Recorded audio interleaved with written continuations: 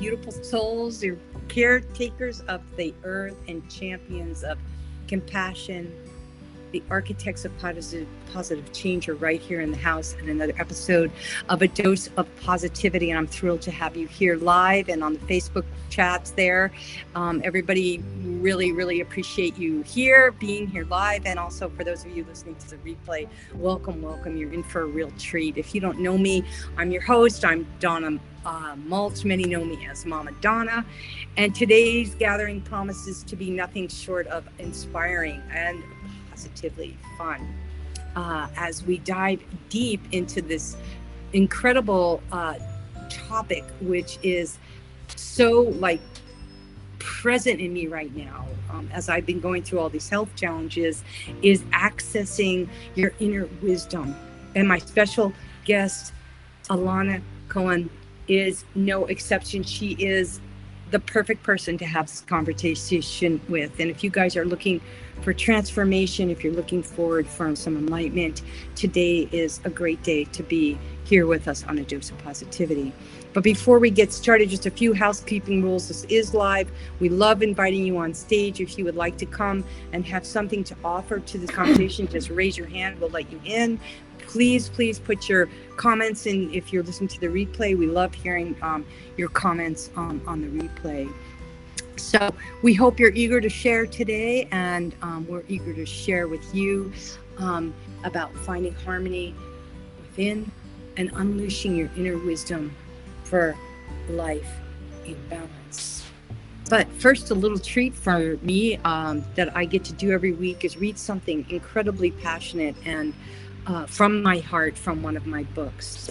And it very much will tie into what we're speaking about today. And this is from this book, Living Like the Future Matters. And I'm going to read from Cycle 11, Restoring Planting Seeds for the Future. And I start out with one of my quotes. Restoration is the act of returning something to its former and often better condition. Nature teaches us about restoration and recovery. A clear-cut forest will eventually recover, as will a polluted river. A broken bone will mend in time. Take care of a wound and it will heal if you do not pick the scab. If we are compromised, we can rehabilitate. In nature, a diversified ecosystem has no addictions. It is healthy, it is balanced. When it is respected, it has its own inner wisdom. When a natural environment is disturbed, drilled, mined, fracked, or dumped on, deterioration under the pressure of overproduction, there's problems. To some people, this looks like progress. Like the spirit of a trampled earth, our fragile internal landscape, our inner wisdom, can be stripped when our good intentions are dumped on or shunned. When our productivity is devalued, it disturbs our soul. Desperate and drained, we find ourselves with something, anything, grabbing in desperation. But a restorative mindset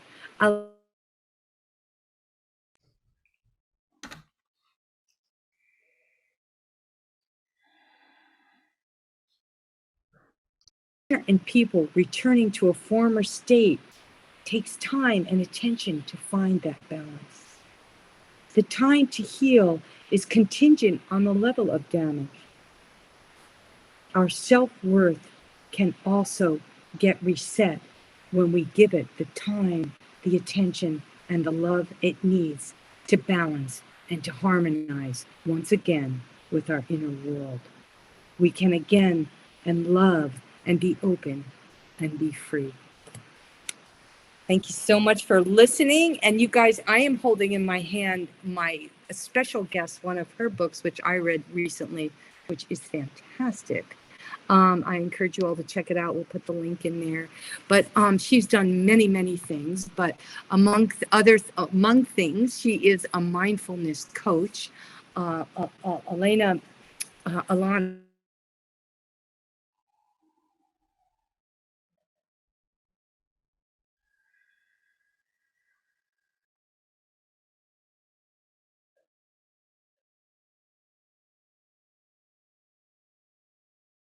freedom, relaxation, and fun. We're going to have some fun here today, along with a beautiful guided meditation she's going to take us through about halfway. So hold on to your seats. Alana is also the founder of Grow to Be You LLC, where she has crafted signature programs to lead entrepreneurs and individuals across the globe on path to personal and professional transformation. Her unique intuitive style of tuning into your truth allows her to identify the obstacles getting in your way from your ideal career, your path, your relationship, even your home. She's trained in the US and the UK. Elena has a bachelor's degree in theater, and she has quite a wonderful personality, which you'll see in just a minute. She also is a certified Reiki master, a teacher of yoga, and teacher of natural health professionals with additional studies in nutrition, shamanism, which I'm so excited to dive into, Buddhism, and creative arts. And she also managed a technology business incubator. So imagine that. This is one well-rounded woman who has used mindfulness mantras and meditation to get her where she is today. And so welcome to the show, my dear friend. I am so happy to have you here. Thank you, Donna. It is such a delight to be here. And I could say so many accolades for you. I've read your first book and I just love it. I just love everything about it. I love the reading that you just did because it's true. We can learn so much about ourselves through nature. So much. I live in a park, and a couple of hours ago, I looked out the window and I saw looked like a fox, but then it looked like a coyote, and I wasn't sure what it was. And you talked about the diversity and how in nature, diversity is what makes nature alive and thrive and beautiful and green and the waters. And I think it's so important to have diversity in humanity as well so that we can thrive and work together and learn from each other. So Absolutely. That's so beautiful. It takes the cockroaches and the fire ants and the mosquitoes. All of them have their place. And I think that when we dive into meditation and mindfulness, we realize how valuable it all is. But I just want to start out this conversation by just acknowledging your journey.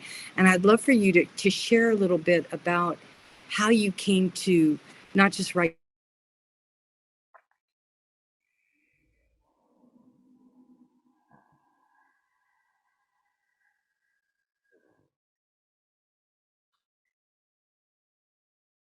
for a way to be mindful. And so I would love for you to like give us that aha moment where you realize that this is where it's at. okay. So I used to say there are three of me. My first professional path was as a singer, songwriter, actress.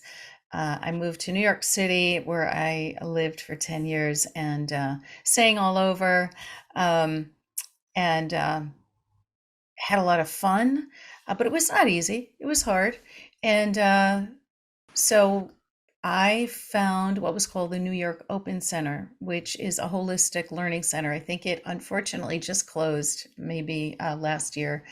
And it was my saving grace because the city was hard. I live in a park. I love the park. I like urban settings, but it was a bit harsh. But I'm very perseverant, and I had some intentions I wanted to move through.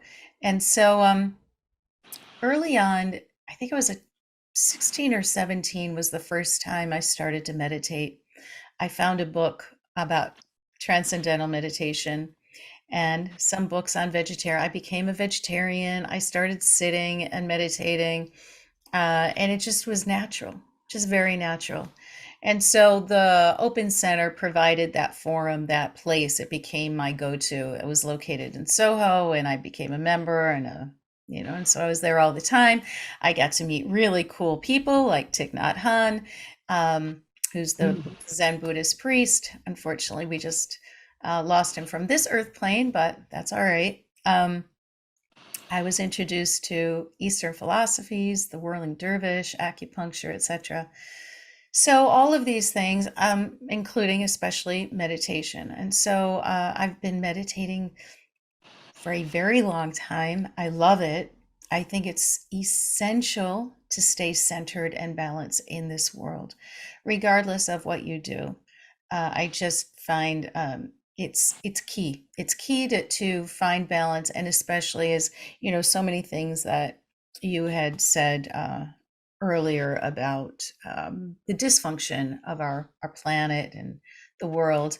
But then the aha moment, when did I decide, back in the 80s and 90s, this was not a business. I wasn't going to go out and teach people to meditate and actually make any money from it. There was even a bigger dream than singing. Um, but then I moved back to Rochester, New York, my hometown, which is just lovely, and landed this position as I eventually became the program director at a business technology incubator. I didn't even know what it was at the time.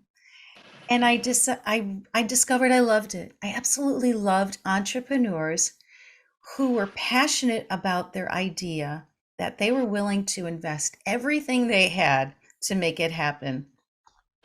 So that was one aha moment. But the other real aha moment was I realized I wasn't cut out for a 9 to 5, 8 to 6, 7 to 7 kind of job, because that's how the corporate culture is in America. You work and you work and you work and you work. And so I started getting sick and reflux and headaches and migraines, etc. And I left. I left and became a marketing consultant. I became a Reiki master teacher and a certified natural health professional, and I continued to sing. And so, what I eventually did was put that all together in a creative way. I help often professionals, entrepreneurs like yourself, individuals, and groups to learn some really easy techniques of meditation and how to bring it into their lives to bring more balance, joy, and abundance and happiness. Oh gosh, I am so excited because you guys, what we're gonna do a little meditation here in a few minutes. I have about a million questions I want to ask you, but when we do this, man, this whole singing piece is so. I started chanting recently, and meditation it is so personalized. You can walk in nature, like seeing. I can never say his name. Bless his heart. The walking. How do you say his name? Not Thich Tot. Nhat Hanh. Thich Nhat Hanh. Yeah, beautiful, beautiful walking meditations. But man, when you take us through that meditation, I want you to just be thinking about, maybe you could do a mantra and you could sing for us, because that would just take me over the edge. I'd be so excited. I just want to put that in the back of your mind before I spring it on you. Um, but so how do you stay calm when the world around you is in chaos? I mean, you can't be meditating all day long. So um, do you bring that meditation into your life, mantras? I mean, how do you stay calm with everything going on? Yeah. So I start every single day meditating. Yeah. And I notice a difference if I don't. It's starting the day by bringing that calm into your life, because as you bring that stillness into your, I want to say, energy field, but just make it your morning routine. You brush your hair, you brush your teeth, and you meditate. And that can be 1 minute, can be 20 minutes, 25 minutes, what fits in your schedule. It's better to do it than not to do it. I'm about to show you how simple and easy meditations can be. And so I start the day with that, setting my intention for clarity and peace and whatever shows up for me in the morning. Often gratitude's an important one. When we see the glass half full, life all of a sudden is a lot better. Yeah, absolutely. This is so interesting, Alana, because there's this big thing like you brush your hair, you're mindful, you want your hair to look good. You brush your teeth, you're being mindful. All of you make a healthy breakfast, you're being mindful. But when I'm finding, and I'd love to ask you how you see the difference, but I am starting to do I'm starting to kind of have this meditation like mindset, like especially when I'm in the kitchen, it's just like this alchemy of where I'm bringing the meditation into my mindfulness, and they're kind of overlapping. So when I'm brushing my hair, and this is kind of like something I'd really like to, because it can be easy to meditate, right? You're brushing your hair, and you're being aware of your breathing, and you calm your whole vagus nerve, your central nerves, parasympathetic, all of that. You can calm everything. You can turn brushing your hair into a meditation. So I'd love for you to kind of like, what is the difference, like, or what are the similarities, and how can people who are living these really busy, hectic lives say, okay, it's easy for you to get up and meditate every morning, but I have two kids, or I have a dog that's got to bark, or I have to be on double shift today, or whatever. How do we make meditation easy and Yeah. Yeah, so meditation is the still time. It's coming within. It's coming back inside yourself because we are always outside of ourselves working. So you're brushing your hair, it becomes a practice of mindfulness when you pay attention to what you're actually doing. So the act of brushing your hair becomes mindfulness, it becomes meditative because you've brought yourself into that present moment instead of all the stories going on in your head. We have so many thoughts, thousands, thousands of thoughts all day, every single one of us, even people who meditate. And the meditation helps you to still The meditation helps you to still your mind, to allow the thoughts to settle. And when you settle, then you're able to see what the priority is for that day, to have some more clarity about what you're feeling. When we just get up and we start and we take off and we're running and we have a bad day, if you had taken 1 minute just to check in, to take a few deep breaths, do a body scan from head to toe, you might find out that you pulled a muscle in your hip and all day you're in pain and you just don't even know it, and you become, grumpy old person getting bugged out by everybody. So it doesn't have to be a long time. And the 1 minute check-in is so good. And if you forget because you are so busy and you're on the run, then do it wherever you are. Wherever you are. You can meditate anywhere, anytime if you like. Oh, my dog's gonna bark now. Listen.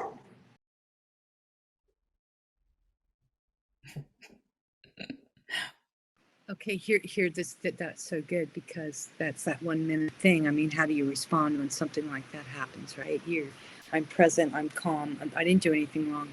But one thing that we have, and I have to share this because it's so in alignment with what you're saying, but you know we get new things happen in our environment that change the situation. So I'm really excited for you to teach us about this 1 minute meditation thing. But just getting back to my barking dogs and what happened and how I responded, I was calm because I was mindful.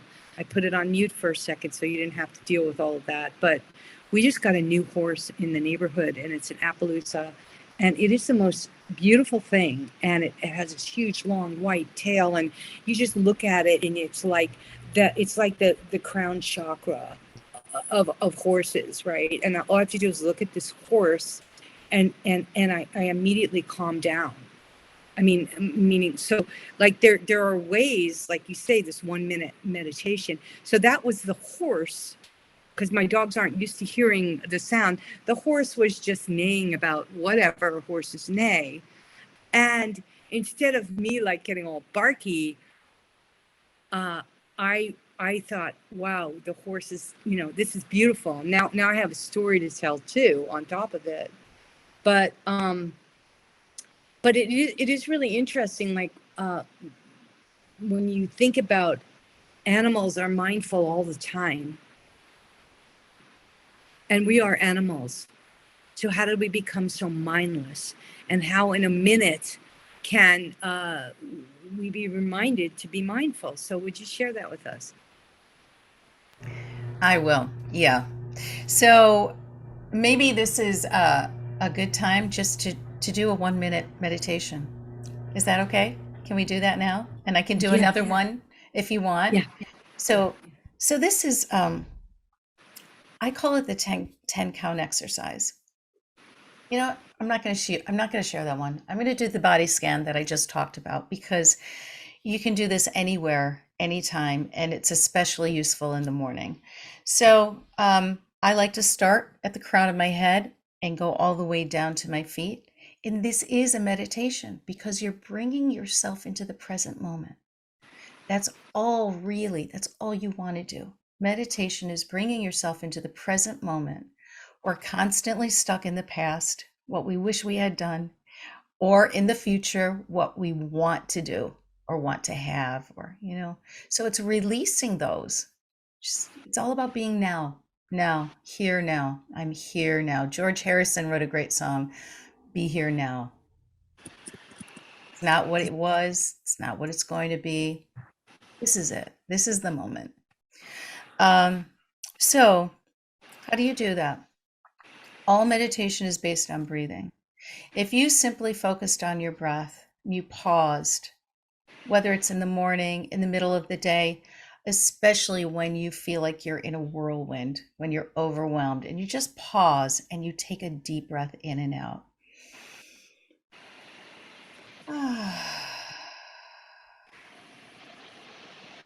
Starting with the breath, we're always starting with the breath. So in the body scan, you start with the breath, and then you bring your awareness to the crown of your head.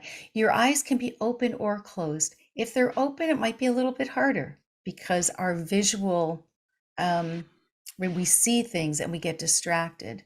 So let's say you're at an office setting or you're at work, whatever that setting is, and you're so stressed out, and you need this 1 minute meditation. You just dim your eyes and look down at something blank. So I have a desk in front of me and I'm just going to look at that. And so I'm coming within, I'm tuning out the rest of the world right now, and I'm coming into my full awareness, and I'm checking in with my head to see, oh, my head is there. And there's my head, and there's my forehead. And I'm doing this with my hands. You don't have to. You're just simply bringing your awareness and you're shifting it down over the front of your face, the sides of your face, the back of your head, bringing your awareness over your throat, your neck, shoulders. And as you move down through your body, you'll either notice a place of tension that you can loosen, or your body will naturally relax simply by bringing your awareness to each part of your body, moving over your chest, your abdomen, and then flowing down your back, down your right arm, your right hand, flowing down your left arm, your left hand. moving down your legs. I have this recorded as a 20, actually, it's more like a 15-minute meditation. But this can be done in 1 minute, 5 minutes, whatever it takes. Not only does it relax your body, it revitalizes you. It's a strange dichotomy. It relaxes you and it gives you the vitality and the presence. And so once you've done that, all of a sudden you have a safe level of detachment to the world. You're fully present, you're engaged, but you're not being carried away by it. You're not getting overwhelmed or swept into a whirlwind by what's going on around you. You're staying within yourself. And that is the place, the wisest place to come from, because then you're acting on your true nature. You're allowing your own inner wisdom to make decisions for you. So Yeah. the body scan. The body scan, and actually, I love that you switch back to that one. One of the meditations that I've been doing is this guy David G from Inside Timer, and actually tell you'll pop that link in there, and pop in the link to Alana's her website.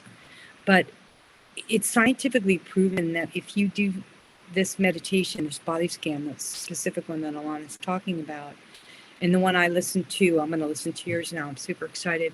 Is about 20 minutes. And you do it for, he says, 56 days, which is almost 2 months. It's scientifically proven that you can change the formation of your brain and you can heal. And it's seriously got me through a lot of this health crisis that I've been going through. Yeah. I can't, and I did it. I do it now. Like I did it for probably 90 days straight. Now I'm doing this beautiful chakra meditation, which goes through the 7 chakras, which I absolutely Yeah. love. So I bounce back and forth, and they're guided, and so they're very helpful. So then during the day, you're you can go back to that, like Alana, you were saying, you were grumpy because you have this pain in your ass, and you didn't check in, right? And I think too, one of the things about meditation that I absolutely love is it really focuses on the parasympathetic nerves, and where that is the rest and digest place, instead of that flight or fear that most people are running on 24/7. And a lot of the chronic illnesses that are happening in the state of the world in such disarray is coming because we don't focus on resting and digesting enough. And if we can be in a meditative parasympathetic state of mind, the majority of our life really will create a more peaceful world. And that's why there is a lot of people now doing these universal meditations. That Joe Costanza is doing one on September 23rd. We'll pop that in the in the chat as well, on different ways that we can use this meditation and learn these practices. As most of you know, I'm an A-type, high strung, totally crazy entrepreneur, crazy, made me sick, because I didn't have someone like Alana at the time to balance me. And I had to wait till I hit bottom to get to this place. So, like, if any of you out there are struggling with whether it's depression or anxiety or just like the state of the world, right? We'll put, Alana, your link to that. Just start doing these meditations, and you will find that the world is a lot more beautiful place to be. So, one of the things that I would really love to tap in, and thank you for sharing that meditation, because I do want to prompt everybody for what's coming next is to guide us to another meditation. But first, before we do that, I want to talk about the power of mantras and also the power of breath. One thing that I want to share with people to get to that parasympathetic nerve is, I have severe sleep apnea, and I have learned breathing techniques of breathing in and out your nose, which is just super powerful. Yeah, and in your book, yeah, you're going to read something from your book. That'll be amazing. But yeah, I would love for you to talk about, just the power of mantra, the power of suggestion. And you don't have to be this yogi to get into this and transcendental state of mind. So, talk. What is a mantra, and why by having positive, powerful mantras can literally save the world, at least your own world. Well, I thought it was really interesting that you mentioned this early on. Tomorrow night, I'm actually performing, I'm singing, and my latest act is meditation, music for meditation and yoga. And we do chants and kirtan, which is a call and response. You probably know Krishna Das, so he's like the guy who's known for this quite a bit. Um, and so chanting is usually a sacred uh, text, a phrase, a word, a sacred word. Um, One that we'll be doing is the Tara's mantra. It's literally called Tara's mantra. And Tara is the feminine goddess. Um, you know, um, and so the chant goes like this. It goes Om Tare Tutare Ture Swaha Om Tare Tutare Ture Swaha Om Tare Tutare Ture Swaha Om Tare Tutare Ture Swaha. And then you repeat it. That's the mantra. And you repeat that over and over, and you feel it. You feel it resonate. You feel the reverberations of music. Music heals the soul. Singing in choirs. I started singing in church choirs years ago. Um, it brings communities together. It heals communities. It awakens the heart and the spirit and the soul. So I think chanting has that power, not just in the sacred text, but also in the sound, the vibration of sound. And mantras can very well be that is considered a mantra and a chant. In my book, I end each chapter with a unique mantra that encapsulates the wisdom of the chapter. See what one might be. This one says, I need my glasses here. When anxiety arises, I pay attention and ask what message it has for me, then thank it and let it go. And so that's a bit of a longer mantra, but the essence is it's a positive affirmation. Right? So you're either repeating a sacred text that has such holy power that is strong enough, or there is something of wisdom, of positive affirmation, that's a mantra as well. And so creating your unique mantras, I do that all the time with clients and within my own meditations, because that's when our wisdom, what our truth arises. And so your truth may be today I am clear, today I am clear, today I am clear. I see the clarity in all things. I see the clear sky. I read with clarity. The messages are clear. And so that becomes your theme, it becomes your mantra, and it's always positive, always. Mm. Yeah, I found the mantras in your book super inspiring, and what I loved it also about your book, just beside the title, mindfulness, mantras, and meditation, is you can pick it up and like empathically, it speaks to you, right? And I think if we can pick up somebody else's book and it speaks to us, we can write our own journals and our own book in whether you publish it or not. But to take the time to write these affirmations down or these mantras down, um, and then not just to close the book, but to repeat them and use them.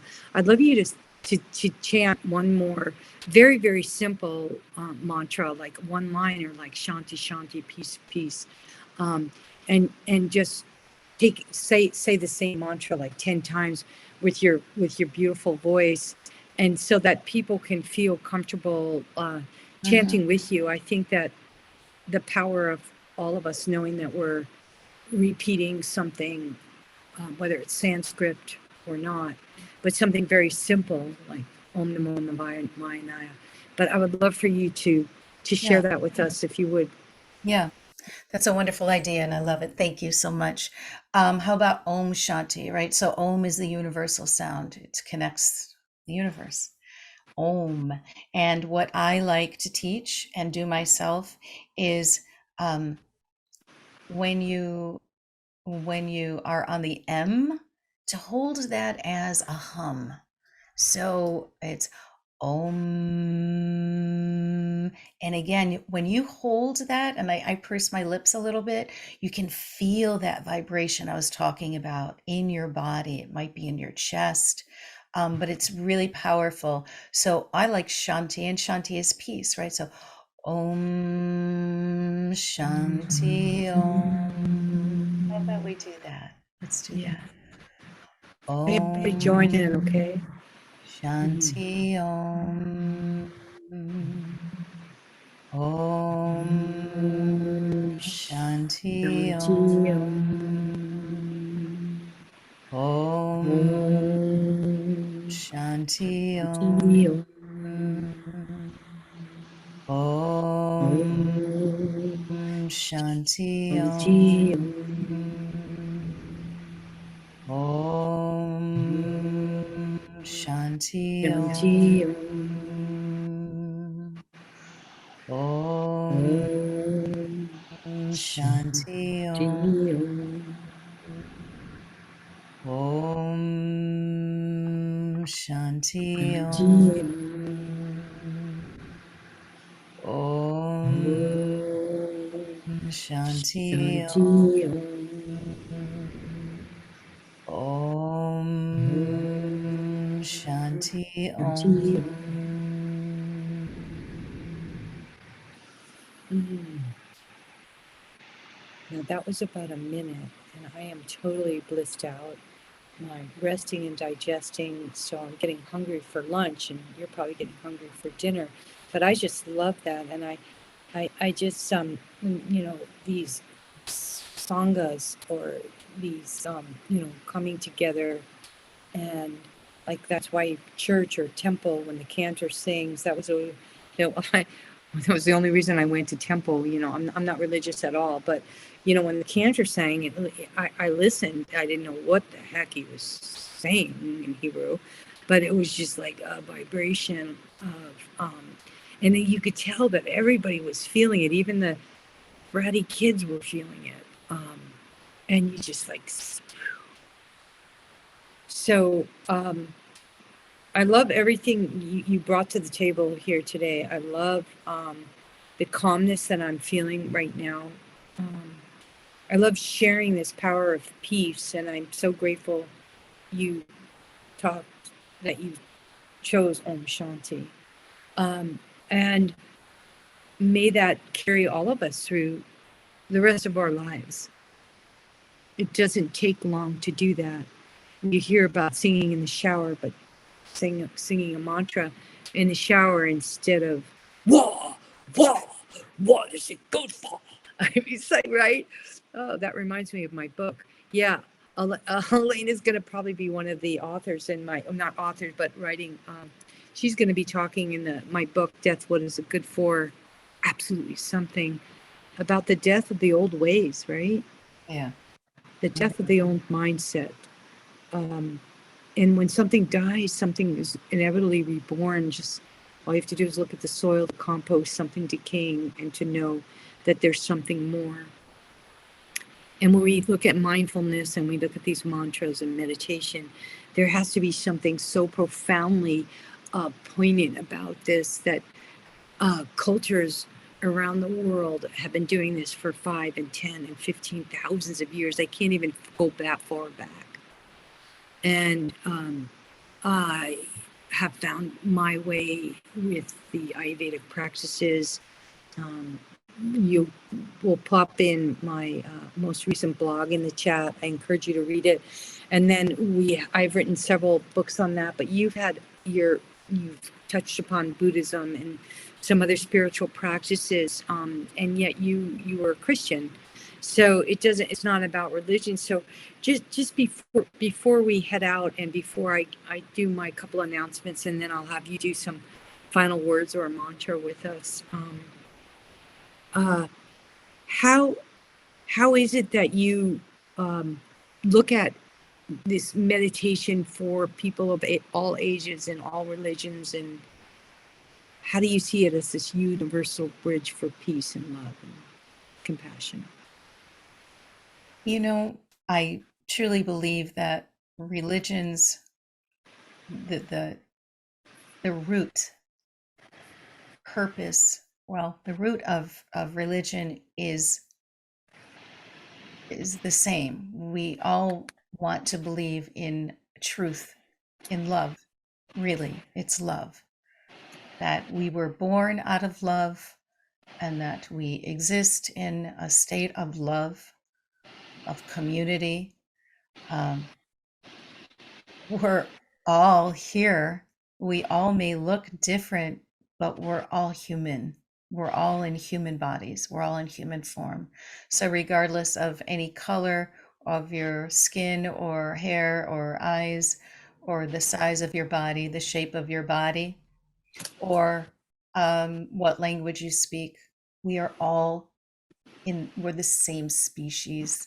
We are all here together, united we stand, divided we fall. And so singing together, meditating doesn't have to have any kind of spiritual context whatsoever. It can be philosophical in simply based on love. Loving kindness, which is the Bodhisattva path that I'm actually on now in Tibetan Buddhism. But I have respect for I want to say for all spirituality, and I understand religion was formed by man, by a human being, to construct conformity around something. So yeah, there's that. So meditation really does provide a means for you to go into that spiritual space and connect with the God within you, that flame, that truth, your inner wisdom. Mm. Each and every one of us has that. And allow him or her to speak your truth and with love. Where would you go with, how can you be more compassionate in your decisions? Wise, use your knowledge, use your wisdom, use your gut, use that compassion too.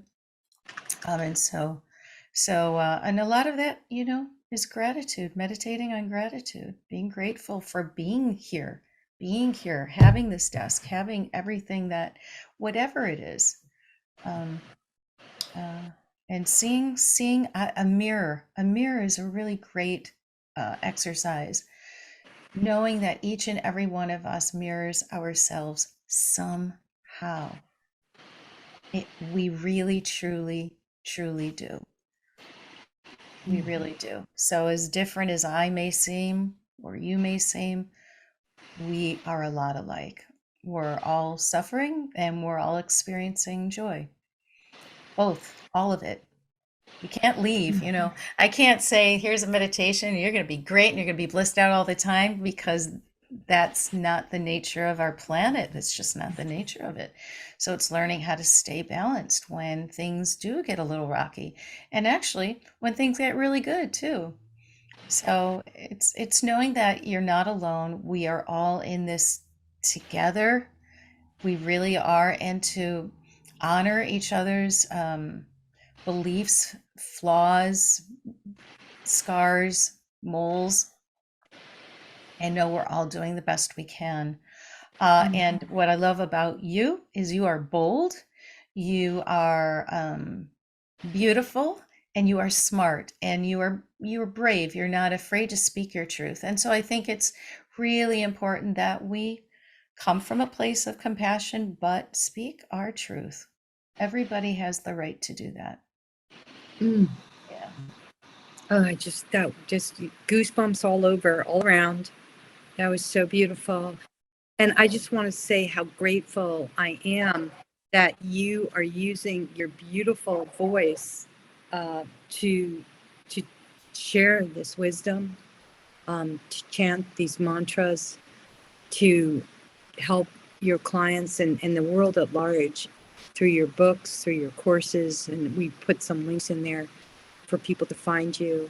Um, I just it's never too late to change, right? And it's never too late to my son's trying to call me. This is so interesting. He should know better. He's in North Carolina. Sorry about that.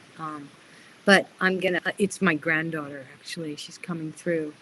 um, I want to say first, before we just say goodbye to you, if there's anybody else, Alan just put in a really really nice comment in the chat there. Yes, there are a lot of stupid people in the world, and it's really, really sad.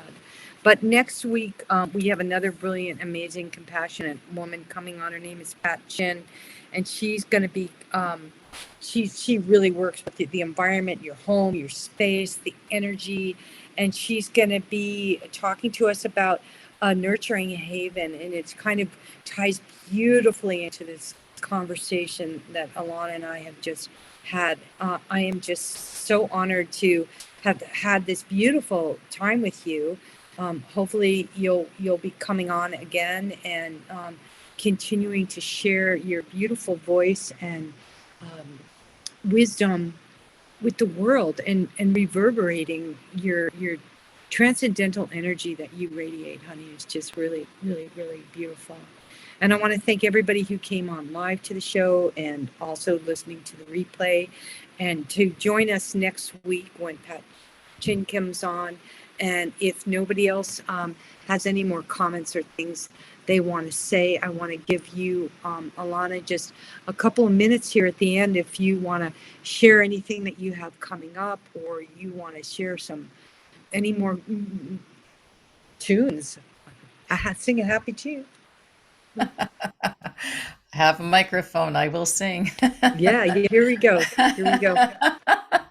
You should ask and you shall receive. Yeah, yeah. Now I'm doing a lot.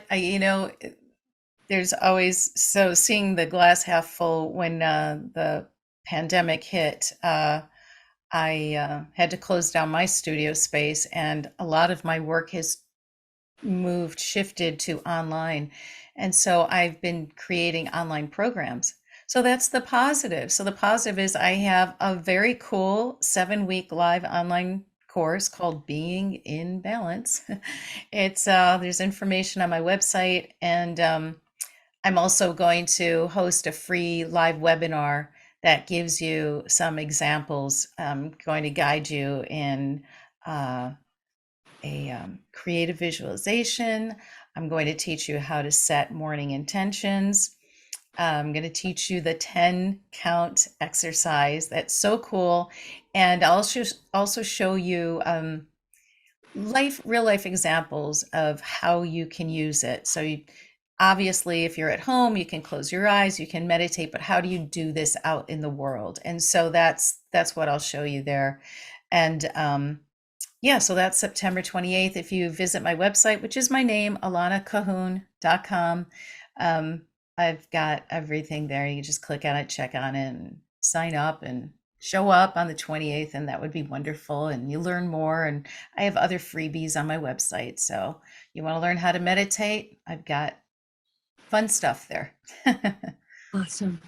Well, thank you so, so much for being so generous. And if anybody wants to hear more of this woman's incredible voice and experience more of her genuine energy, I encourage you to copy the chat right now. We'll also have it in the replay so people in a year or two or 10 years from now can also find you, because hopefully you're going to be out there teaching and using your voice for world peace, for health, for nourishing all of us with abundance of the right things, and regurgitate all the stupid people and the stupid things going on out there in the world, and just smother it with love and kindness and generosity.